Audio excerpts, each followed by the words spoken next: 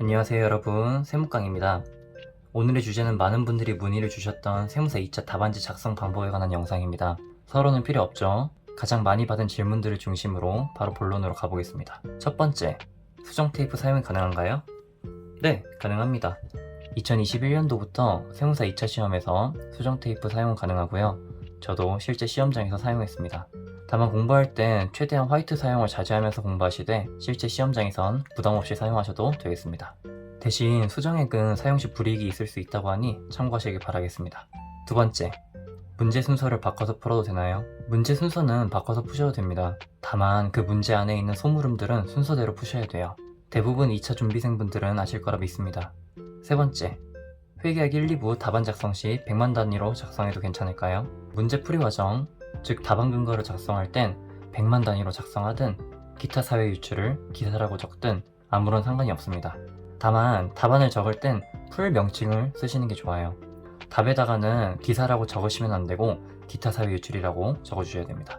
그리고 숫자 적을 때 콤마를 잘 찍어주시는 게 좋습니다.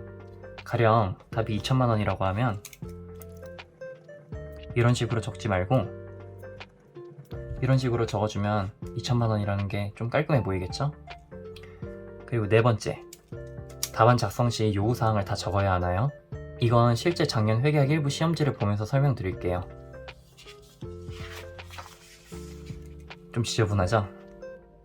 문제 1번, 부름 1번에 1번 보시면 주 세무가 인식할 건물의 취득원가, 이거를 다 적는 게 아니고 그냥 1번 이렇게 숫자만 적으셔도 됩니다. 시험 문제 출제하시는 교수님들도 여러분들이 이거 하나하나 적는 거에 시간 쓰지 말라고 이렇게 번호를 주신 거니까 너무 걱정하지 마시고 번호만 적고 답안을 작성하셔도 전혀 불이익이 없습니다.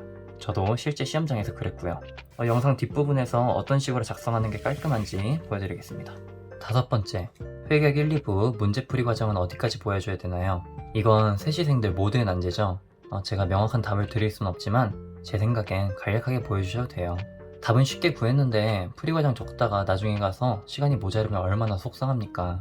요즘 세무사 2차 시험 추세가 풀이 과정이 다 맞아도 답 틀리면 웬만하면 그 문제는 빵점이에요. 그 이유는 답만 가지고 채점해도 매년 700명의 합격생을 배출하는데 문제가 없기 때문입니다. 만약 시험이 너무 어려워서 채점을 했는데 꽈락을 넘긴 사람이 700명이 안 된다?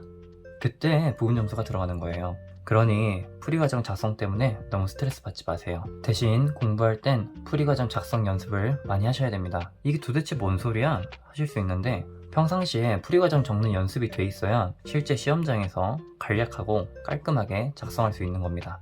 답안 근거 작성 방법은 여러분들이 알아서 하세요. 그림을 그려서 푸셔도 되고 아까 말씀드렸다시피 기타 사회 유출은 기사라고 적는 등 약자를 사용하셔도 됩니다. 자, 이제 실제 작년 회계학 1부 시험지를 보면서 앞서 말씀드린 사항들을 답안지에 어떻게 적용할지 직접 보여드리겠습니다. 이 답안지는 제가 학원 모의고사 볼 때 하나 얻어온 건데 실제 답안지랑 생긴 건 거의 똑같습니다. 먼저 여기 공간 보이시죠? 저는 여기에다가 문제를 적었습니다. 근데 무작정 문제 1번부터 풀지 말고 1번부터 4번까지 스캔하시고 본인이 쉽다고 판단하는 문제를 먼저 푸시면 됩니다. 저는 문제 2번이 가장 쉽다고 가정하고 문제 2번부터 풀겠습니다. 대신 문제 내에 있는 소물음들은 절대로 순서를 바꾸시면 안됩니다. 답안을 작성해 볼게요.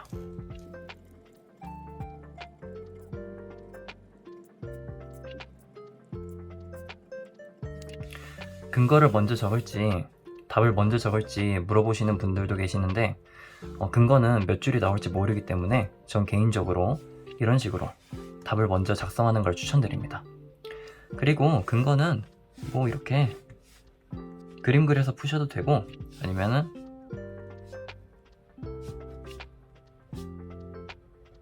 이런 식으로 분개를 해서 푸셔도 됩니다. 그건 정말 여러분들 마음대로 하시면 돼요. 답도 한번 적어볼까요?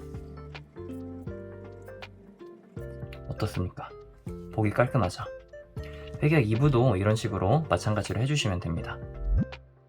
오늘은 가장 많이 받은 질문들 위주로 해서 세무사 2차 답안지 작성 방법에 관해 이야기해보았는데요. 세법학에 관해 이야기를 안 한 이유는 세법학을 가르치는 강사님들마다 스타일이 다 다르기 때문에 제가 이런 식으로 써라 말씀드리기가 조금 조심스럽습니다. 따라서 세법학을 어떻게 작성해야 할지 막막하신 분들은 댓글을 달아주시면 답변을 드리도록 하겠습니다. 오늘도 시청해주셔서 너무 감사합니다.